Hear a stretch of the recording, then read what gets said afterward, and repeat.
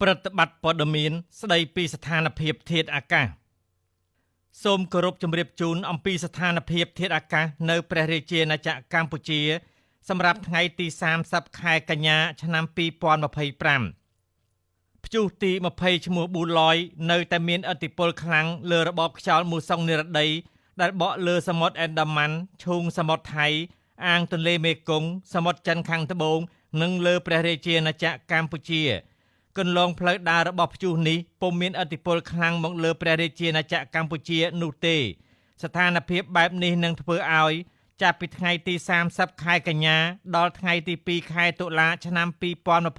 2025មួយតំបន់វាលទំនាបសីតុណ្ហភាពមធ្យមបមា22អង្សាសេនិងសីតុណ្ហភាពមធ្យមបមា31អង្សាសេខ្យល់បក់មកពីទិសបូនិងទិសអាគ្នេយ៍មានល្បឿនមធ្យម5ម៉ែត្រក្នុង1វិនាទី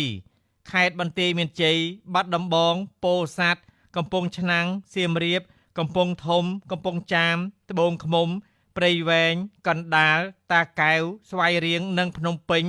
អាចមានភ្លៀងធ្លាក់ជាមួយផ្គររន្ទះនិងខ្យល់កន្ត្រាក់គ្របដណ្ដប់លើផ្ទៃដី 45% 2. តំបន់ខ្ពង់រាប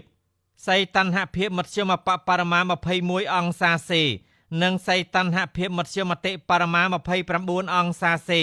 ខ្យល់បក់មកពីទិសបូនិងទិសអាគ្នេយ៍មានល្បឿនមធ្យម6ម៉ែត្រក្នុង1វិនាទី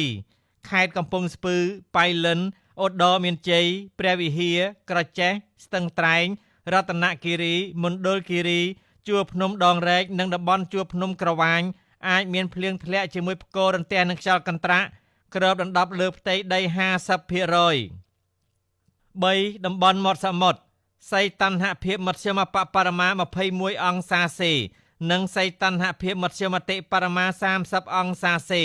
ខ្យល់បក់មកពីទិសនិរតីនិងទិសអាគ្នេយ៍មានល្បឿនមធ្យម5ម៉ែត្រក្នុង1វិនាទីខេត្តកោះកុងព្រះសីហនុកំពតកែបនិងជួរភ្នំបូកគោអាចមានភ្លៀងធ្លាក់ជាមួយផ្គររន្ទះនិងខ្យល់កន្ត្រាក់គ្របដណ្ដប់លើផ្ទៃដី 40% រលកសមុទ្រមានកម្ពស់មធ្យមបមា0.50 ម៉ែត្រ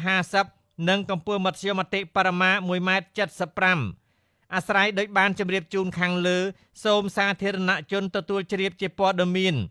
ការផ្សាយរបស់ក្រសួងធនធានទឹកនិងឧតុនិយមថ្ងៃទី30ខែកញ្ញាឆ្នាំ2025សូមអរគុណ